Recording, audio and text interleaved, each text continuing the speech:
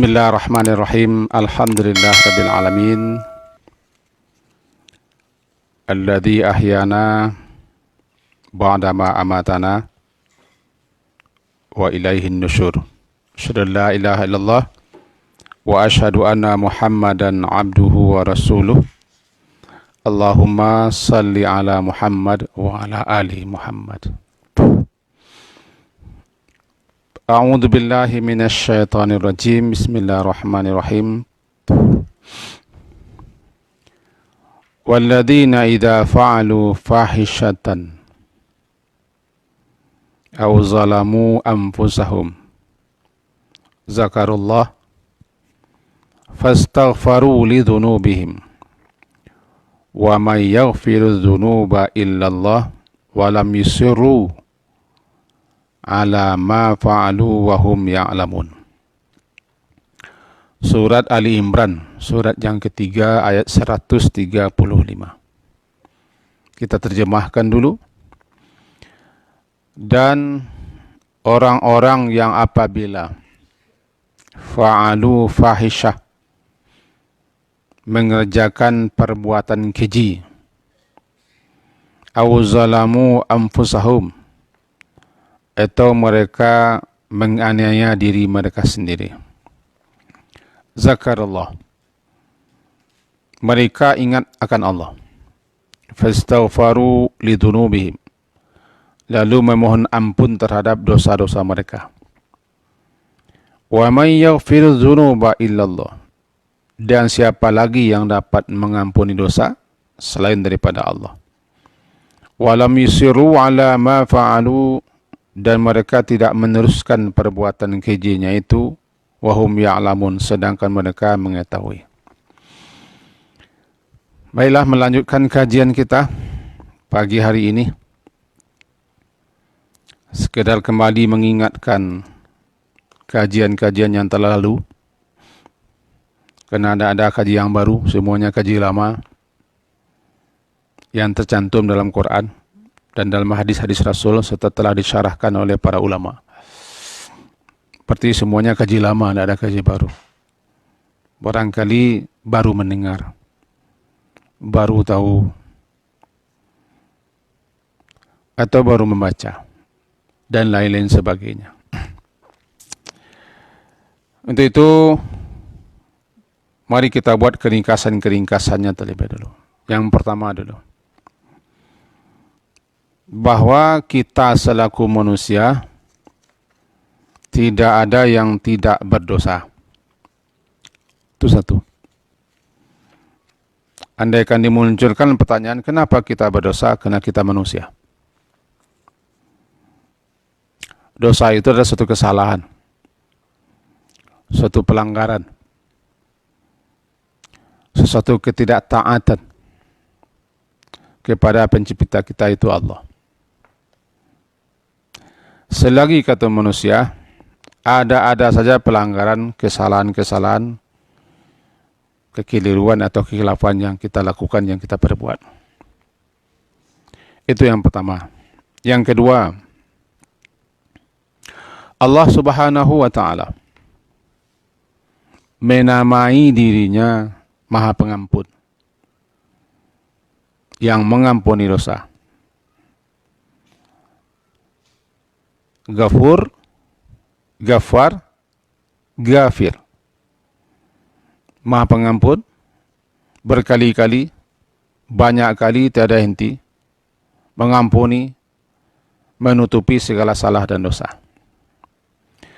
Dia juga menamai dirinya At-Tawwab, Maha Penerima Tobat. Juga nama Allah itu Afu, Maha Pemaaf. Dia juga mempunyai sifat hilm, santun, tidak terburu-buru mengikap, mendatangkan sanksi atau hukuman dan azab bagi orang yang berdosa, tapi malah kadang dibiarkannya, untuk memberi peluang, memberi kesempatan kepada siapa yang bersalah, yang berdosa, yang melanggar, untuk meminta ampun. Kesimpulan yang ketiga, orang yang tidak mendapatkan ampunan Allah adalah orang yang tidak ada lagi kerugian yang sehebat itu dialaminya. Sebab siapapun kalau tidak mendapat ampunan Allah, tempatnya pasti dalam neraka. Contohnya orang-orang yang mati dalam kesyirikan.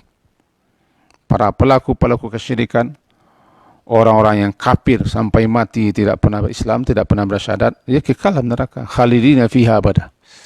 Itulah kerugian yang sangat luar biasa. Yang keempat, kita diberi kesempatan, kita diberi peluang oleh Allah Subhanahu wa ta'ala. Bagi siapa saja yang bersalah, siapa saja yang berdosa, melanggar, maksiat, menentang segala macam. Bahkan apabila seorang itu melakukan dosa-dosa yang sangat besar sekalipun, kalau dia betul-betul meminta ampun dan tobat kepada Allah, Allah akan mengampuninya dan akan menerima tobatnya. Nah, pagi hari ini, kelanjutan di kaji-kaji yang lampau itu, tadi telah kita baca firman Allah Ta'ala, Surah Ali Imran, surat ketiga, ayat 135. Intinya, sari'u, mari bersegera, sabiku, mari berlomba, ila maghfiratim min rabbikum, kepada ampunan Tuhanmu. Sari'u, bersegera, sabiku, mari kita berlomba untuk meraih ampunan itu. Karena Allah telah buka peluang, buka kesempatan, pintu ampunannya masih terbuka.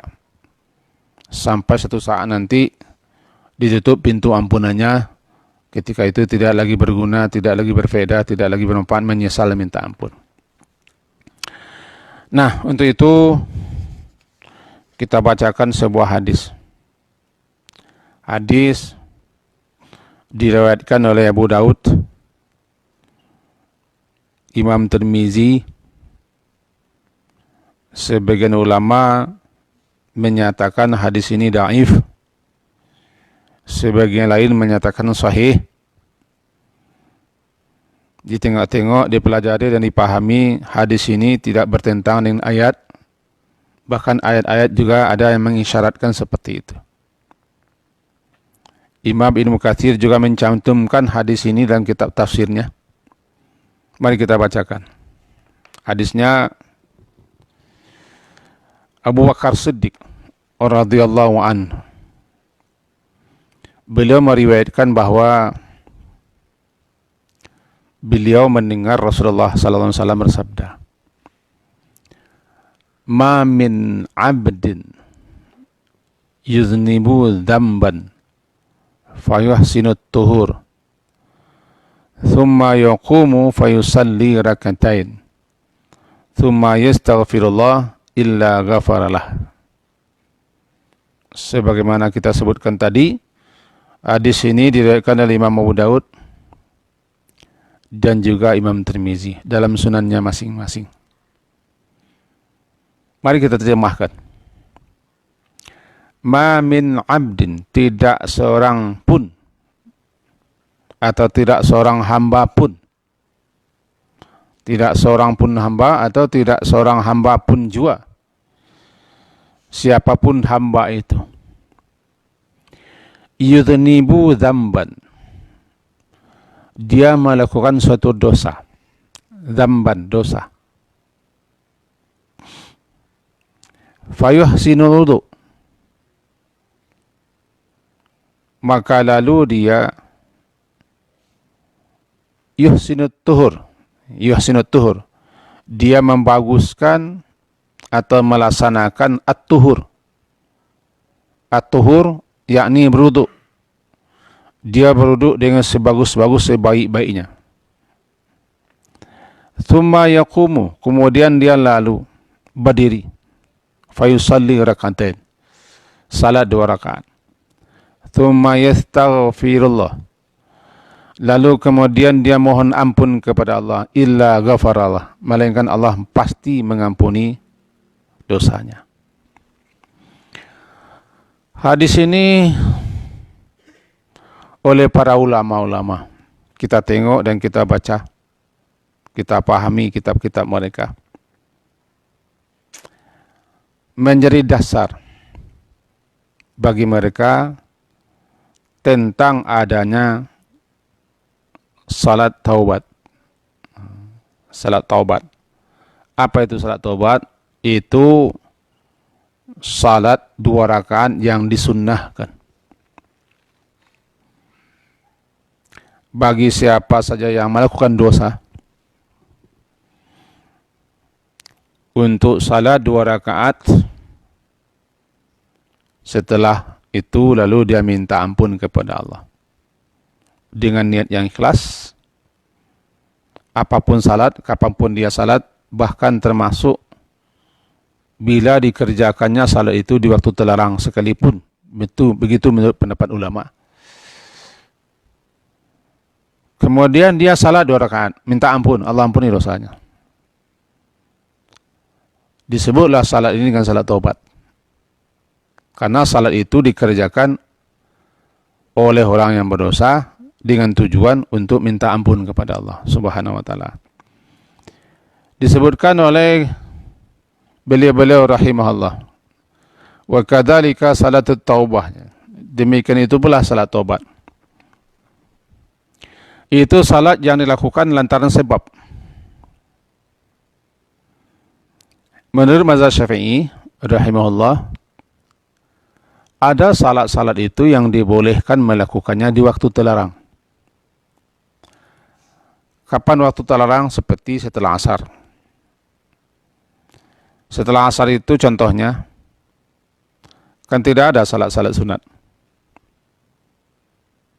Dan salat asar tidak mempunyai salat sunat qabliyah.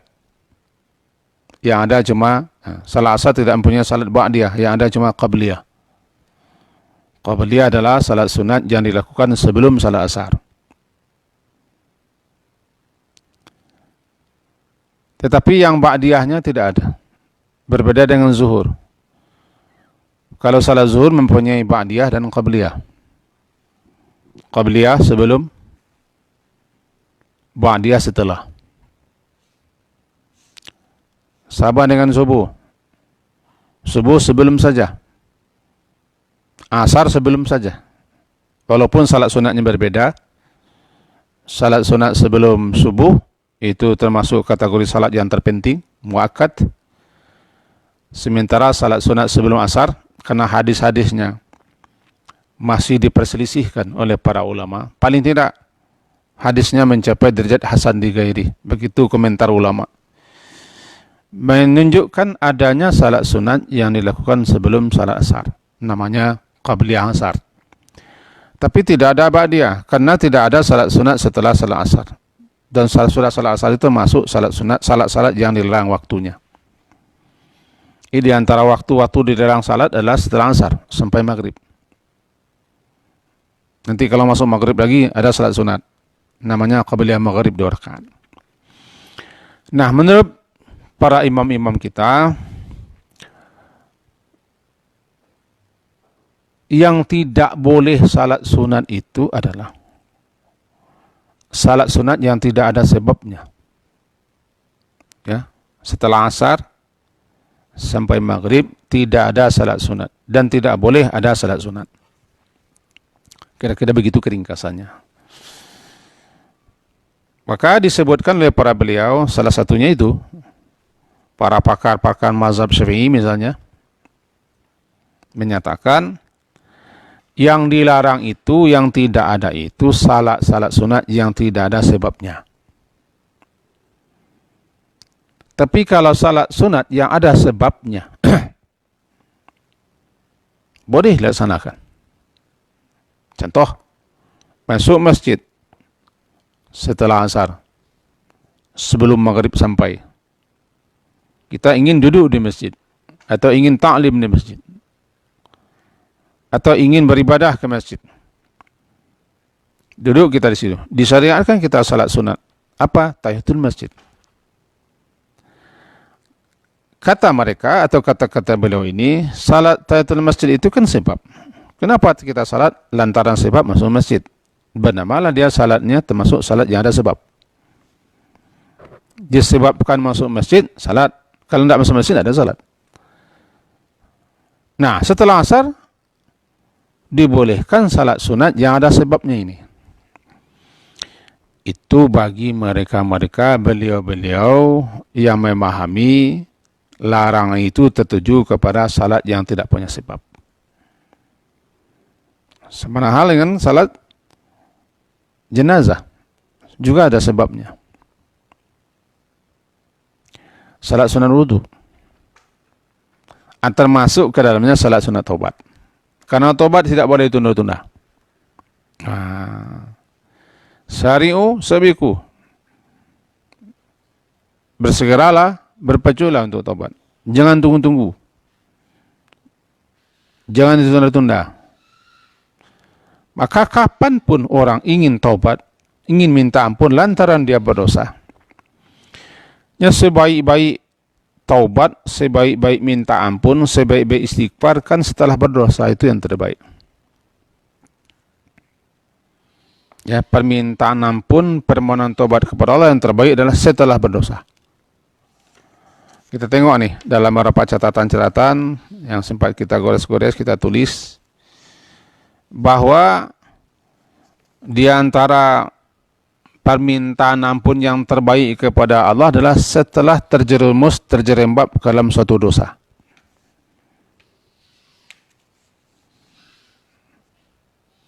Maksudnya dosa-dosa besar. Kalau dosa-dosa lamam, al-lamam, dosa-dosa asghar susah kita. Sebab kalau dosa kecil berarti setiap saat saja kita salah ini.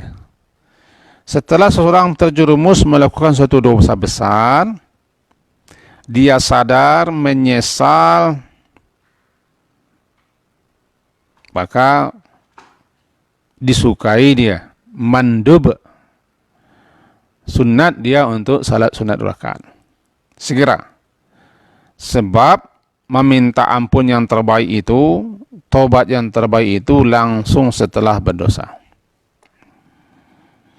Karena tidak ada jaminan.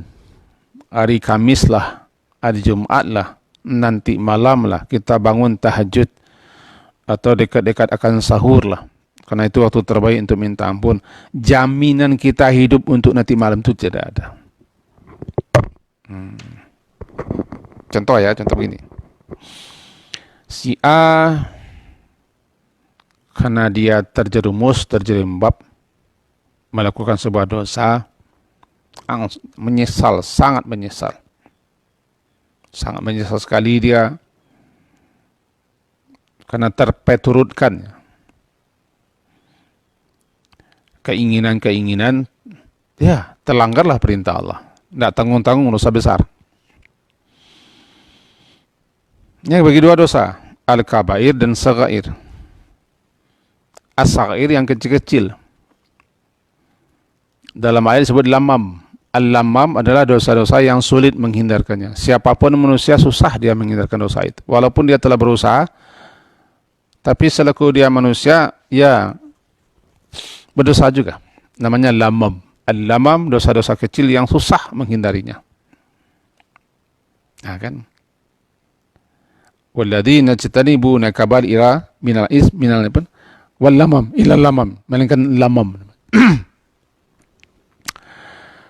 Ini dosa besar dilaksanakannya, sadar dia, insaf dia, nyesal dia. Syarat tobat itu kan yang pertama dia ikhlas tobat. Bukan main-main.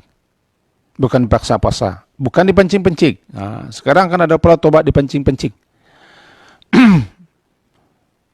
Nangis-nangis, keluar emosi, lu minta ampun. Itu kan dipancing. Nah, ini ikhlas. Betul-betul murni, namanya taubatan nasuha, betul-betul murni, dia ingin taubat, menyesal dia, insaf, dia sadar, dia terbayang baginya murka Allah, azab dan siksa Allah.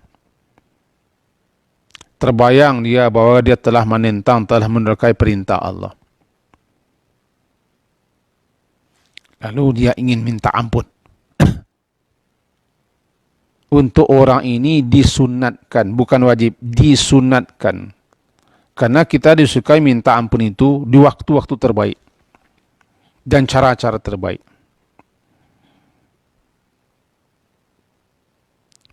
Kiranya dia berada di waktu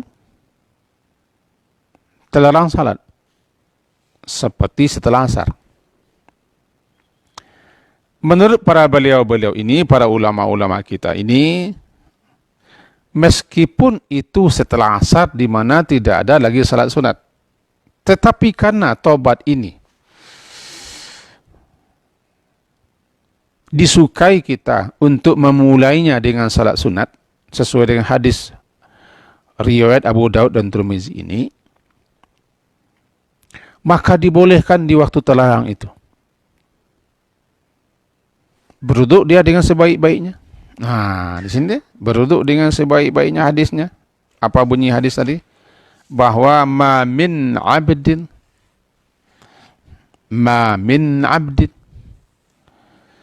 tidaklah seorang hamba pun, siapapun si hamba itu, yudhnibu, dia melakukan suatu dosa, yudhnimu dzambat, dia melakukan suatu dosa, lalu dia yuhsinut tuhur. At-tuhur sini tadi saya lihat dalam kitab Aunul Ma'bud, syarah daripada Sunan Abu Daud. At-tuhur ini maknanya al-wudu. Fayuhsinut tuhur, maka dia baguskan at-tuhur, atau wuduknya. Artinya dia berwuduk dengan sebaik-baiknya, sebagus-bagusnya. Bersuci, berwuduk dia dengan sebaik-baiknya, sebagus-bagusnya. Namanya yuhsinut tuhur. Kemudian yaqum, dia tampil tegak berdiri. Salat rakaatain, 2 rakaat. Meskipun salat itu sebagaimana kata Ibnu Taimiyah, kita kutip fatwa beliau, kadzalika salat taubah, kata beliau, demikian betul, demikian itu pula salat taubat boleh dilakukan di waktu-waktu manapun juga, karena salat taubat itu tidak mempunyai waktu spesial, bahkan sampai boleh di waktu terlarang. Fa idza aznaba, maka apabila dia berdosa, fattaubatu wajibah 'alal faur, taubat itu wajib dilaksanakan sesegera mungkin. Fattaubatu wajibatun 'alal faur, taubat itu wajib dilaksanakan sesegera mungkin, jangan tunda-tunda, bahkan jangan tunda sampai maghrib nanti lah, waktunya kan waktu yang pas, jangan. Ingat sekarang taubat, pergi berwuduk, baguskan wuduk, walaupun itu tidak wajib tapi disunatkan. Wa huwa mandubun ila ayyusalli rak'atain, dimandubkan, disunatkan untuk salat 2 rakaat. Untuk salat rakaat, summa yatubu, kemudian dia tobat meskipun waktu terlarang. Salat apa namanya? Ya, kalau dia berniat berwuduk untuk salat 2 rakaat, yang ada di benaknya, yang ada di pikirannya, dan yang ada di hatinya, ini dia mau tobat, bernamalah dia salat sunat taubat. Apa bacaannya? Bacaan khususnya tidak ada diajarkan. Bacaannya tidak ada. Misalnya sengaja aku usalli, tidak ada bacaan resminya dan tidak ada diajarkan. Cuma barangkali di buku-buku atau sebagaimana yang diceramahkan oleh ustaz-ustaz, dibikinlah bacaannya.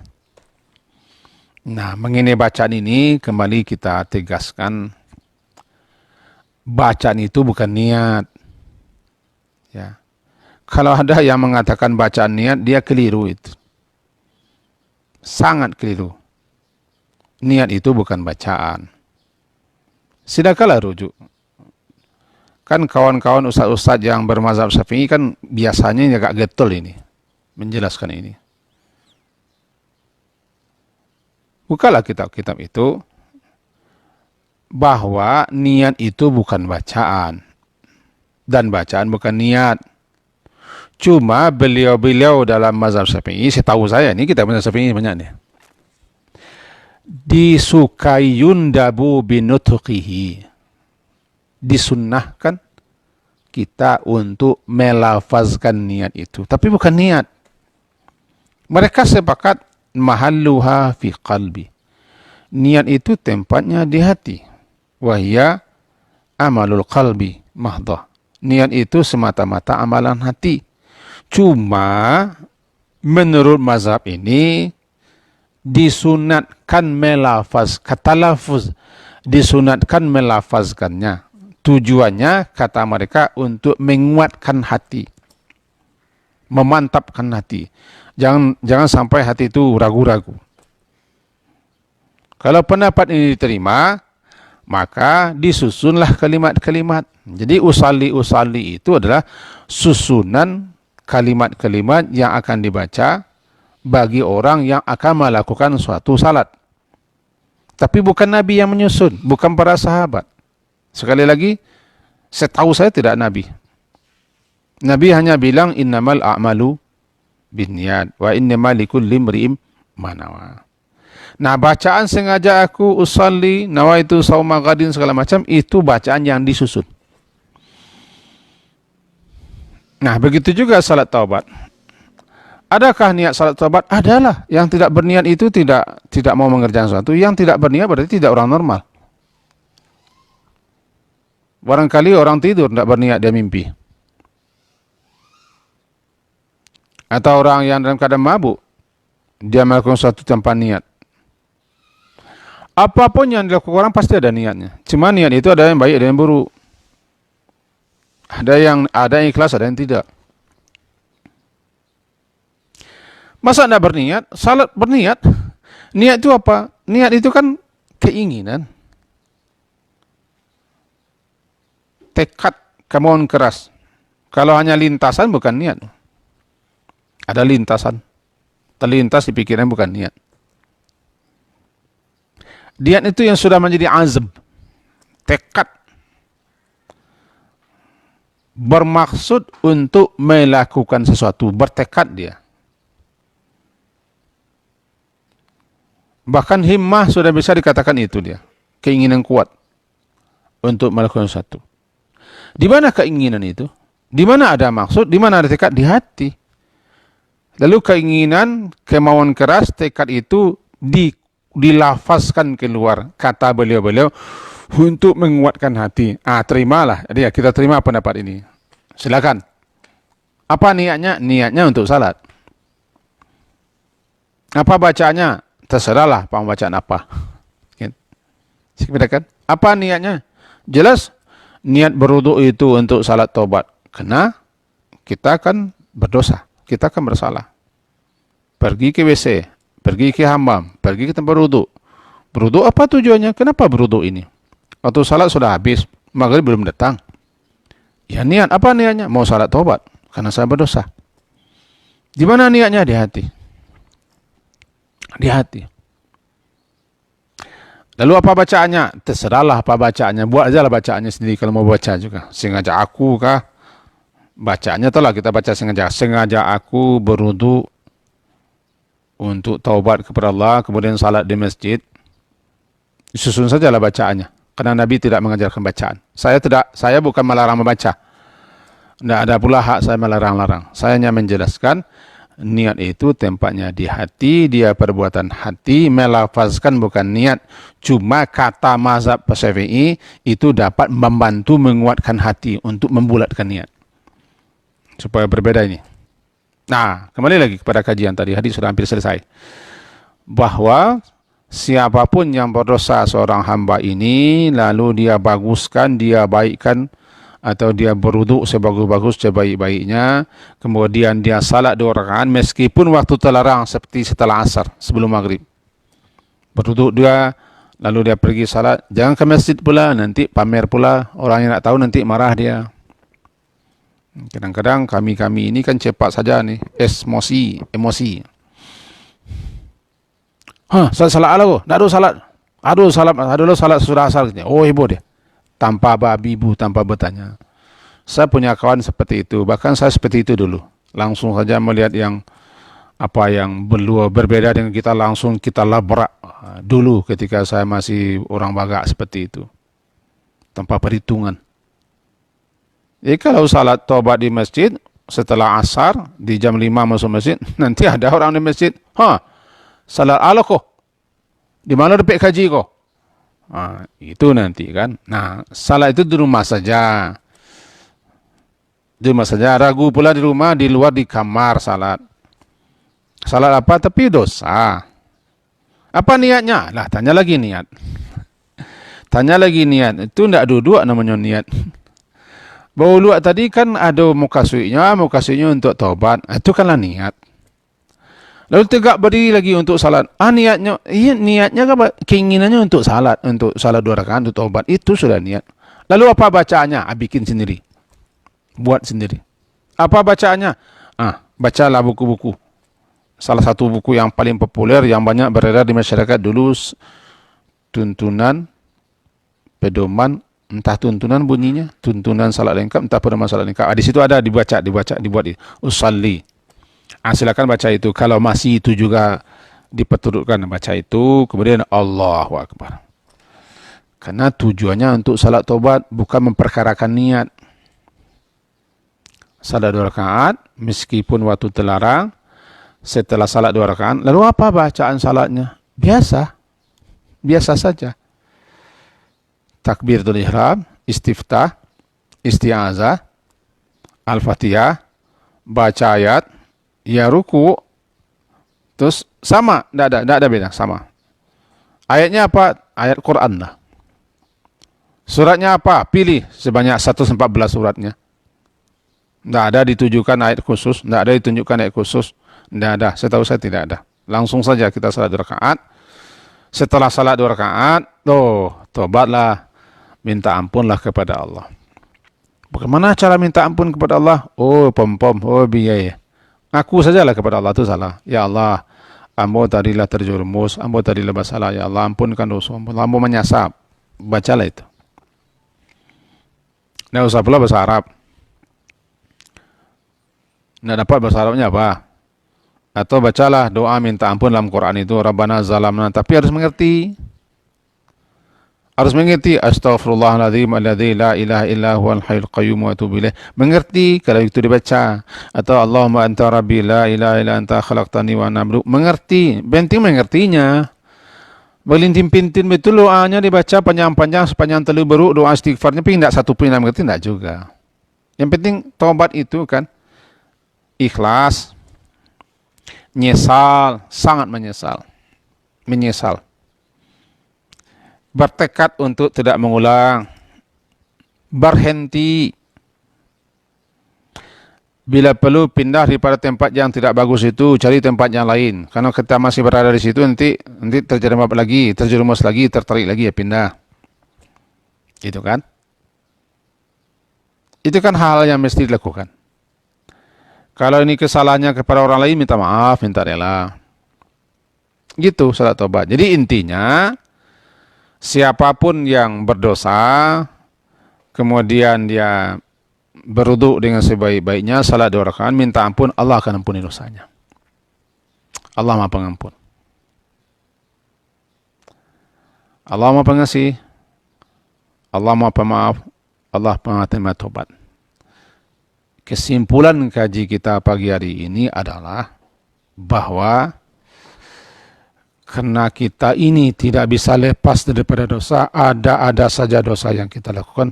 Mestikah setiap dosa kita salat taubat? Ya tidak. Kenapa tidak? Menurut saya tidak.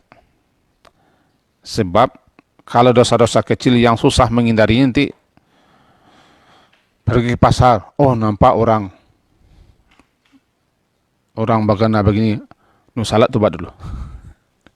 Pergi lagi, nampak lagi, salat taubat dulu. Tidak begitu.